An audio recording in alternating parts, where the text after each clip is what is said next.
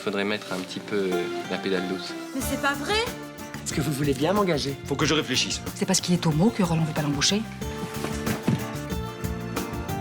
Vous m'avez sauvé la vie. Je sais plus qu'à vous engager, hein. Surtout après un bouche à bouche pareil, ça crée des liens. Oui, bon, ça va, hein. C'est génial, les hommes à cet âge-là. Un homme mûr, ça t'apporte son expérience.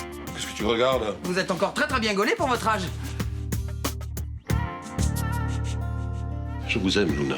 Je ne serai jamais votre maîtresse. Tu as envie de tout perdre? Je ne suis pas une poule qu'on vient voir de 5 à 7. Tu veux divorcer? Je peux me passer de ton consentement? Épousez-moi. Et votre femme? Je détiens un petit secret sur toi, ou plutôt un gros secret. Quand un obstacle survient, il suffit de faire en sorte qu'il n'existe plus. Il s'est mis en tête de m'épouser. Madame Frémont est en danger. En refusant le divorce, vous êtes devenu un obstacle à son projet de vivre avec Luna Torres. Attention! Attention! Couchez-vous! Voilà de quoi envoyer mon mari en prison.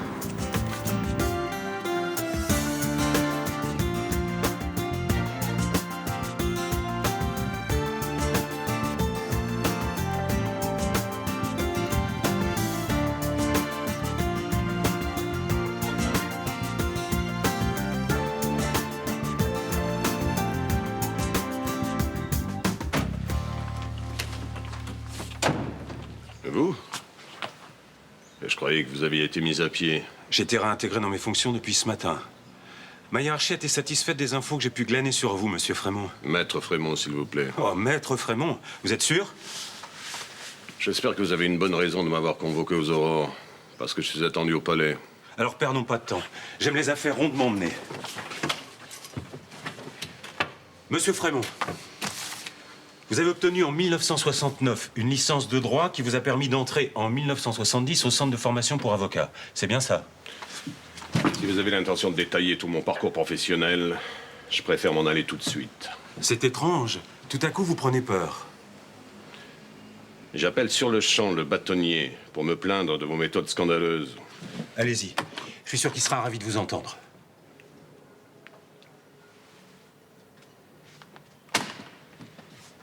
Vous n'avez jamais eu de licence de droit. Vous êtes entré au centre de formation pour avocats grâce à un faux. Depuis 30 ans, vous exercez illégalement la profession d'avocat. C'est de la fabulation, de la calomnie. Monsieur Frémont, vous êtes un usurpateur. Et vous, dans une heure, vous quitterez définitivement la police. Je vais vous briser. Vous n'arriverez même plus à trouver un poste de vigile dans un supermarché. Ça m'étonnerait, parce que j'ai la preuve de ce que j'avance. Votre diplôme, enfin, votre faux diplôme, un travail assez grossier, mais qui a suffi pour tromper tout le monde. Vous voulez le voir de plus près? C'est un piège. Une machination grossière pour me compromettre. Ce document a été conservé dans un coffre à votre domicile. Il m'a été remis en main propre par Madame Astrid Frémont, votre épouse. Maître Frémont, pardon, Monsieur Frémont, vous êtes en état d'arrestation. Alors? Alors, votre mari est dans les locaux de la police. Je ne pensais pas un jour en arriver là. C'est affreux. Vous avez pris la bonne décision. Oui, j'ai sauvé ma vie. Mais j'ai pas rangé les affaires de ma famille. Je pense à mes filles. Le cabinet d'avocats ne se relèvera pas d'un tel scandale. Je pense que si vous décidez de vous impliquer personnellement... C'est vrai. Je suis si éloignée de tout ça maintenant. Après tout, vous avez votre diplôme d'avocat. Et votre mari a monté ses sociétés avec votre argent. Comment voulez-vous que je trouve cette énergie? Non, si vous reprenez ce cabinet, il a des chances de survivre. J'ai très peu exercé, vous savez. Dès que j'étais enceinte de Céline et Julien, mon mari m'a bien fait comprendre que je serais mieux à la maison. Je peux vous poser une question? Pourquoi être resté si longtemps avec lui? Je l'aimais. Pour vous aider, je peux rester quelque temps à la tête de Phénicie. Je vous en serais reconnaissante. Mis à part les magouilles, le projet de réhabilitation du Mistral est un très beau projet. Je pourrais ainsi éviter les expulsions. Très bien, je vous soutiendrai. Il y a autre chose. Un problème plus personnel. Céline. Oui. Il faut l'aménager, elle est fragile. Et elle a l'élégance de vous aimer. Mais moi, je ne l'aime pas. Je vais la quitter. Aujourd'hui même. Et je compte sur vous pour la raisonner. Si Céline s'en prenait à moi, à ma fille ou à l'un de mes proches, je quitterai immédiatement Phénicie et je vous laisserai seul. C'est clair? Je ferai mon possible. Bon, d'abord, tu fais du très bon boulot. Si. Tu es efficace, tu as un bon contact avec la clientèle. Merci. Je pense qu'un jour, si tu en as envie, tu pourras même devenir patron. Alors, en attendant, pourquoi tu cherches pas du travail dans un établissement plus coté? Tu vois? Je suis bien ici, moi. Et les clients un peu lourdingues, ça te gêne plus? Bah, malheureusement, les blagues racistes, les machos, les anti-PD, c'est vieux comme le monde, ça. Dans une grande brasserie, un café à la mode, tu pourrais avoir un meilleur salaire, hein? Franchement, je suis bien ici. Ah, mais ça suffit maintenant, hein? Bah quoi, qu'est-ce que j'ai fait? Ça peut plus durer, ça. Toute la journée, tu me souris, tu me regardes, j'ose plus sortir de la cuisine. C'est encore parce que je suis homo? Mais c'est pas normal que ça vous pose autant de problèmes, ça. Mais ça ne me pose aucun problème. Tous mes employés peuvent être homos, mes clients aussi. C'est pas là la question. Alors, j'ai le droit de savoir pourquoi vous voulez que je parte. Parce que tu es amoureux de moi. Quoi? Écoute, je peux comprendre, les sentiments, ça se commande pas. Mais il n'y a rien à espérer. Tu te fourvoies, là, je suis pas disponible. Et puis, je ne suis pas gay. Tu comprends? Vous voulez que je vous dise pourquoi je vous observe parfois à la dérobée? Vous voulez vraiment savoir la vérité? Bah, C'est parce que vous me faites penser à mon père. Il est mort il y a 1 an et vous avez la même stature, les mêmes gestes. pourquoi tu m'as pas dit ça avant? Bah parce que je pensais pas que mon comportement était indécent. Mais non. Écoute, je me suis un peu enflammé, là. Bon. Alors, on oublie tout, hein? On repart à zéro. Ok. Quand mon père est mort, je me suis retrouvé dans un grand vide. Et depuis que je suis ici, je sais pas, j'ai un peu l'impression de remonter la pente. Ah, mon père est mort. On s'était pas parlé depuis 23 ans.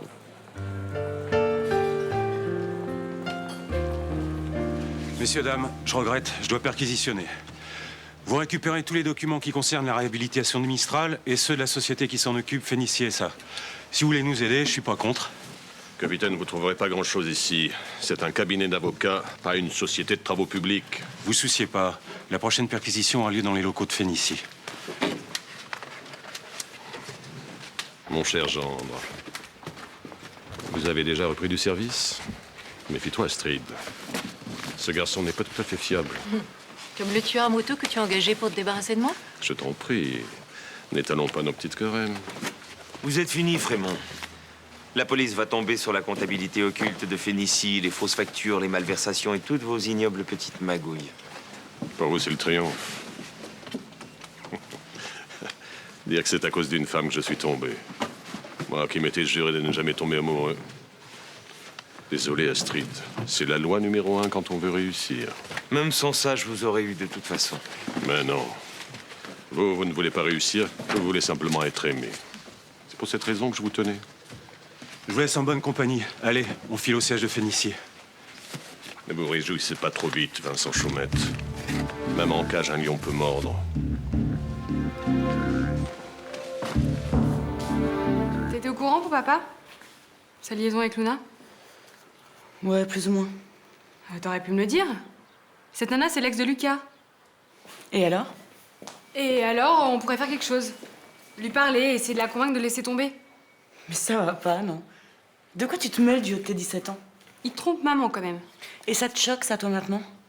C'est pas la première fois, hein? Oui, mais c'est la première fois que je connais sa maîtresse.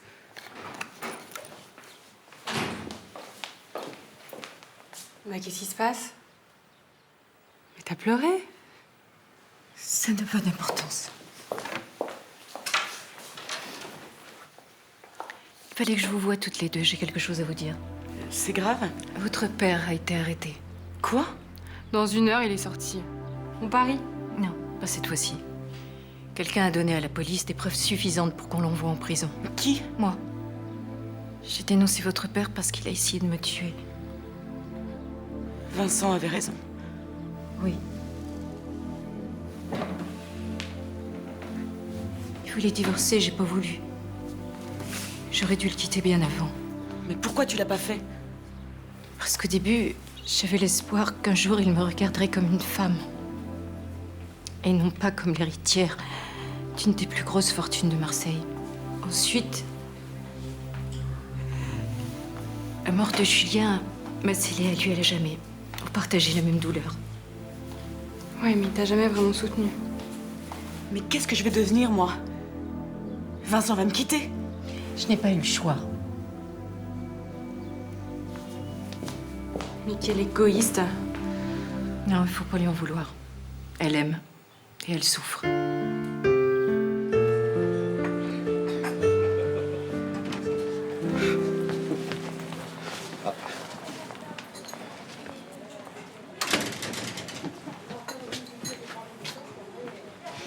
Ça va mieux avec Thomas, on dirait. Quoi? Je vais montrer le chemin pour le cours Puget. Remarquez, je comprends, hein. Il est pas mal, hein. Si j'étais un mec... Non mais, dis donc, Mélanie, t'es quand même pas en train de m'imaginer, moi, avec le minot, non? Moi, je suis pour que tout le monde s'éclate, hein, vous savez. Eh, on va attirer une nouvelle clientèle au Mistral, hein. Ça va être tendance, ça. Non mais, Mélanie, écoute-moi bien. Il y a rien entre Thomas et moi, hein? Ça coule de source, c'est évident. Et je comprends même pas que je sois obligé de le dire. Moi non plus, je comprends pas pourquoi. Je sais bien que vous êtes un hétéro. Vous allez me faire tourner en bourrique avec cette histoire. Incroyable. Frémont, Quoi, Frémont? Qu'est-ce qu'il a fait encore, ce salaud? il est en tôle. C'est pas vrai.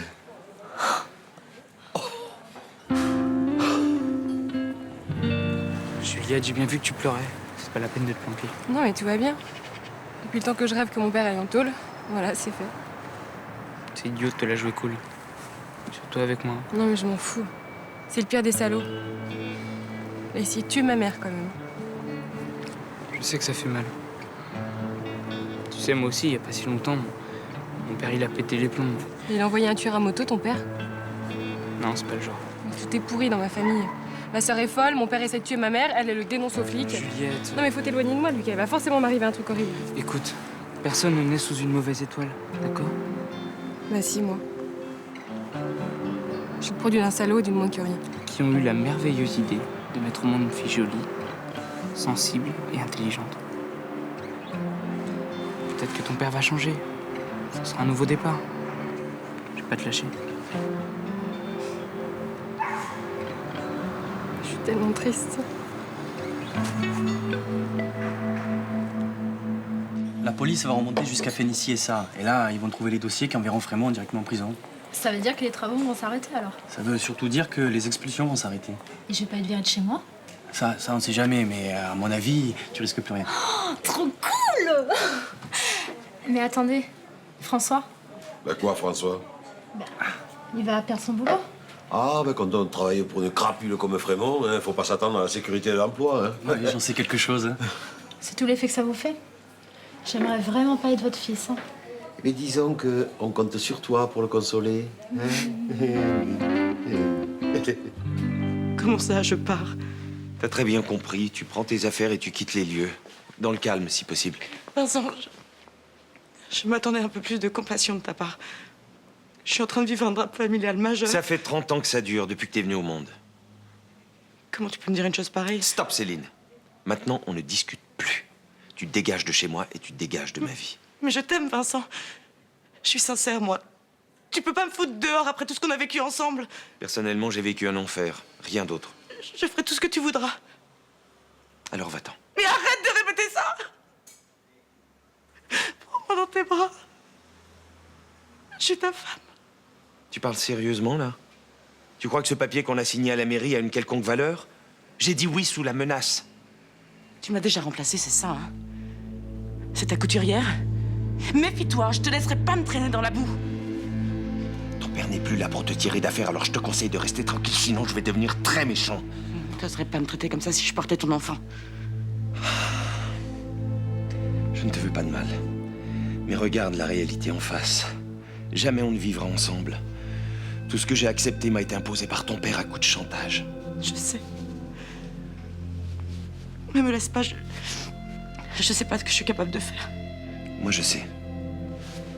Mais je m'en fous. Si tu me quittes, tu auras ma mort sur la conscience. C'est fini entre nous, Céline, définitivement terminé. T'as plus de sentiments pour moi? Si. Je te déteste. Tu me répugnes. Dès que je te vois, j'ai envie de m'enfuir en courant. Est-ce que c'est assez clair comme ça? Tu comprends?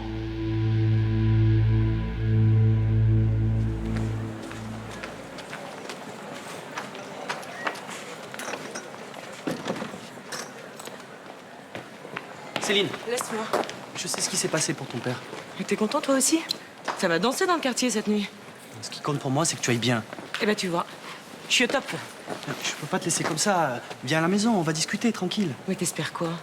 Que je vais te tomber dans les bras parce que Vincent m'a acheté? Mais non. Je suis pas désespérée à ce point-là. Merci. Excuse-moi. Je sais que t'es le seul sincère avec moi, mais il faut pas. Je suis mauvaise. Tu as pas l'intention de prendre des cachets ou de picoler? Mais tu vas me lâcher à la fin? Tu veux quoi? Me prendre par la main et m'emmener jusqu'à mon lit pour me faire un petit bisou? Tu me fais chier avec tes bons sentiments et ton air dévoué.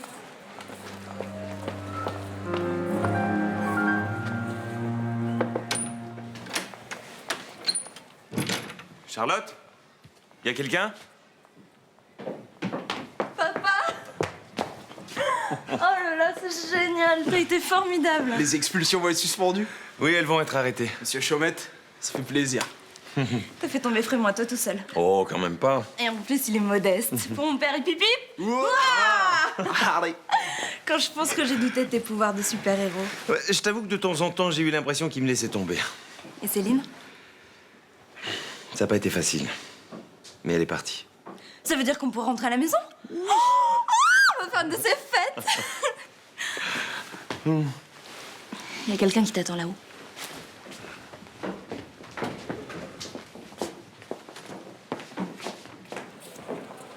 Salut.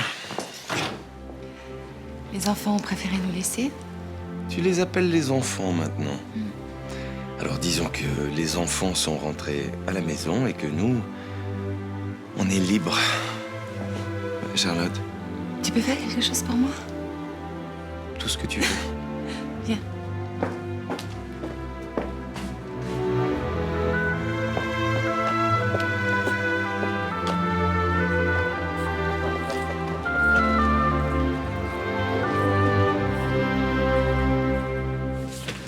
Résumons-nous, monsieur Frémont.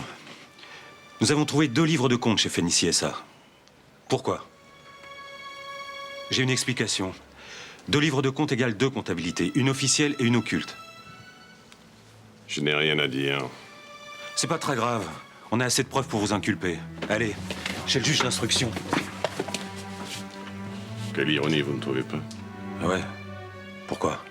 Si j'étais pas tombé amoureux de Luna, je ne serais pas là aujourd'hui. Si ça peut vous consoler.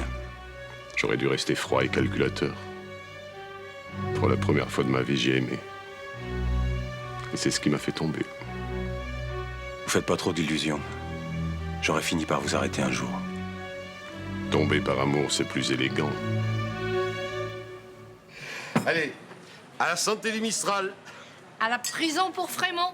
Et à nous. Hé, tout ça grâce aux Parisiens. J'en connais un qui doit regretter de lui avoir fermé les portes de son bar. Comment tu voulais que je sache qu'il menait double jeu? C'est pas inscrit sur son front que c'est un héros, hein? Moi, j'ai toujours pensé que c'était un type bien. Oh, n'importe quoi. Tu voulais même pas lui parler, toi. Tu l'as trouvé très mignon, c'est différent. Bon, pas du tout. Bon, c'est pas du tout mon genre, mais... Quoique... Enfin, il y a une morale à tout ça, c'est qu'il faut pas se fier aux apparences. Bon, avec le Parisien, je me suis trompé, j'avoue. Mais j'étais pas le seul, hein. Avec Thomas, pareil, je l'ai mal jugé. J'ai cru qu'il était amoureux de moi. Ce beau jeune homme, sec et musclé comme une liane, amoureux de toi. Mais je rêve. Quoi? Le charme de l'homme mûr? Bon, enfin, là n'est pas la question. Mais qu'est-ce que t'as appris sur Thomas? Ça m'intéresse. Ben, en fait, je lui rappelle son père. C'est pour ça qu'il a une attitude un peu affectueuse avec moi, quoi. Son père? Mais il m'a dit qu'il l'avait pas connu. Il avait pas l'air de mentir. Ça veut dire que le petit barman fouineur est vraiment amoureux de toi. Oh, espèce de tombeur, va.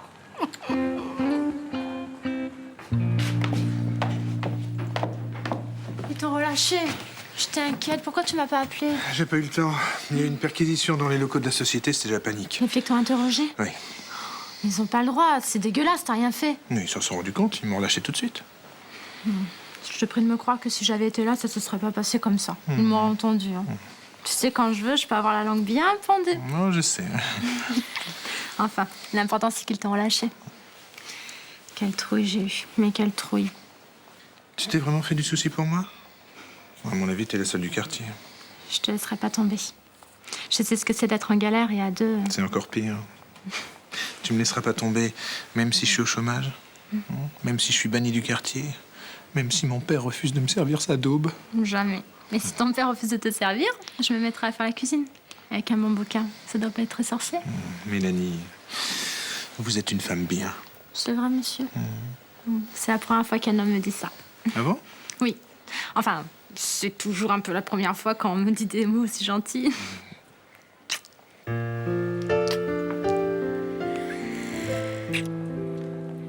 À quoi penses-tu, Roland?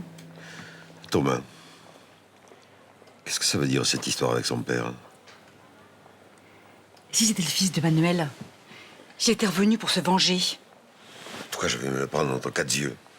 Il faudra bien qu'il donne une réponse crédible. Tu parles. Tu vas te faire encore avoir comme un bleu.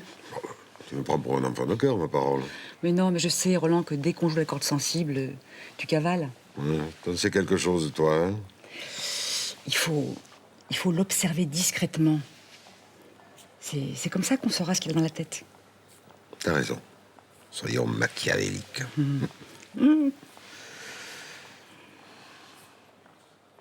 Il avait un fils, Manuel. Si on parlait d'autre chose.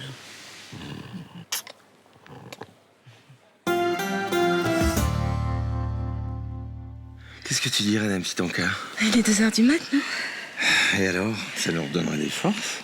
Tu veux reprendre des forces, toi? Pourquoi? Pour redémarrer une nouvelle vie. Oh, j'ai l'impression que c'est trop beau, Vincent. Qu'il va se passer quelque chose qu'on n'arrivera jamais à être tranquille. Tu crois que j'ai le mauvais œil? Non, pas toi. Je suis souvent passée à côté de mes histoires d'amour.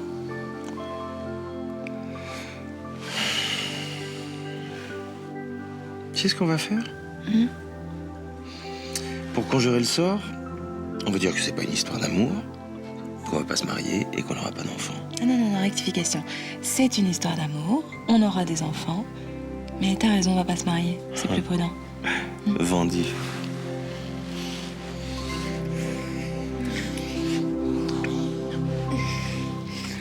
Mais oui, maman. Tout va bien.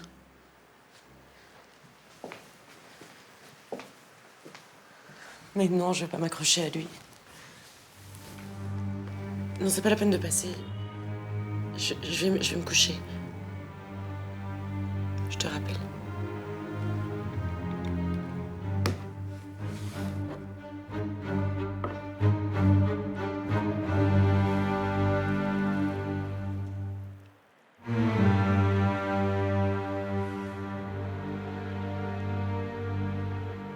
Alors, vous êtes la sœur d'Iris. Pourquoi tu m'as pas dit que tu étais le neveu d'Iris? T'es un vrai petit cachotier, hein? J'ai pas eu trop l'occasion, puis vous auriez cru que j'avais une idée derrière la tête. Ouais, quelle idée? Bah, je sais pas, je vous connais, Roland Parano, comme vous êtes. Parano, je vois pas ce que ça a à voir, hein? Ne moque pas de moi, Thomas, va. Tous mes pas perdre mon âme.